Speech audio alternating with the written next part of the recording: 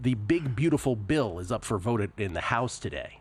Donald Trump's big, beautiful bill. Well, that word beautiful is subject to interpretation. Gamblers not thinking it's beautiful. This is from our buddy Captain Jack, the commissioner of sports betting. The hits just keep on coming. The big, beautiful bill proposes that gambling losses be capped at 90% of winnings, even for professionals.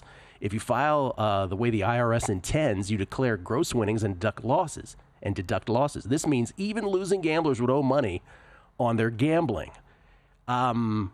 We do the other Captain Jack, which is the last 2 days as a professional gambler have been my worst since the unlawful internet gaming. I want to get the acronym correct here. I always mess this up. The unlawful internet the Internet Gambling Enforcement Act of 2006, the UIGEA, Unlawful Internet Gambling Enforcement Act of 2006, was snuck into the Safe Ports Act in 2006. We used to be considered self-employed small business owners. Now we're being treated as criminal second-class citizens. Disgusting, angry emoji. By the way, what he's referring to, the UIGEA in 2006, that's when Republican Congressman Bill Frist attached that as pork to an unrelated bill and rammed it through Congress. This feels very similar in the nature. This is a add-on to the big, beautiful bill, and again, voted on by the House today. And I hate doing math on the show, but it's good to give a math example here. The poker player Phil Galfond did a great job of this on Twitter yesterday. I'll give one of his examples and I'll add on one. But he said, but basically, let's take a normal, how it has been, right? You win $100,000 in a year, you lose $100,000. It's a wash. You don't get taxed on it, right? That's how it's been. Okay.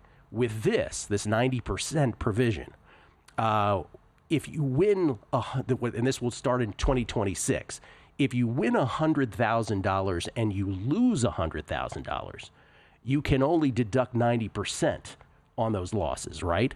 So you'll owe, even though you didn't win any money, 100,000 up, 100,000 down, you'll owe tax on 10,000 of phantom income because you can only deduct the 90,000. So you would owe tax on, on $10,000 of phantom income. I'll take it one step further from that example given by Phil Galfond, which is, let's say, Kelly, you win $100,000 in a year, but you lose, I don't know, $105,000. Yeah. So let's say you lose $5,000. So I've lost more than I've won in the year. Okay, so you lose $5,000 in a year. You will actually owe taxes. Let me do the quick math on this. 105,000, knock off 10,500. You'd actually pay taxes as if you've won $5,500, if I'm doing the math correctly, even though you actually lost $5,000. So if you take it, and again, Galfond and Captain Jack did a great job of this, which is, let's say you're a big-time pro bettor, right? Let's say you are, that is your profession. You are a professional bettor. And let's say you're up in the stratosphere, okay? One of the examples that Galfond used, and this is the higher this gets, the more you will be able to see it. Let's say a pro earns $200,000 a year wagering. They might have $3 million in winnings. They might have $2.8 million in losses. In that example, yes, you made $200,000, but you would be taxed as if you earned $480,000.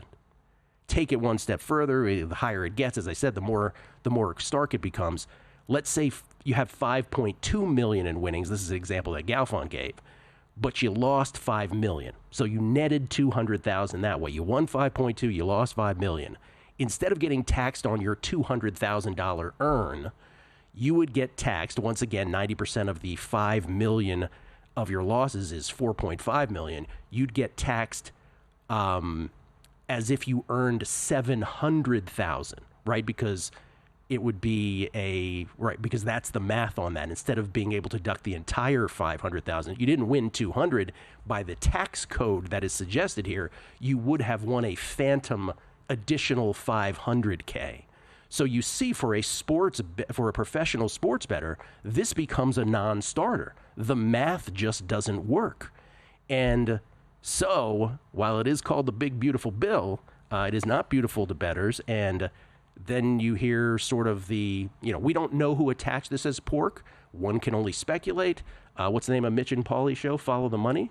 Some people saying, hey, look, Donald Trump Jr. is a special advisor to Kalshi, which is a prediction market, Prediction markets are not subject to this tax code because they're not considered in the same category of gambling. So I don't know. Interesting day for gamblers, to say the least. And by interesting, I mean not good.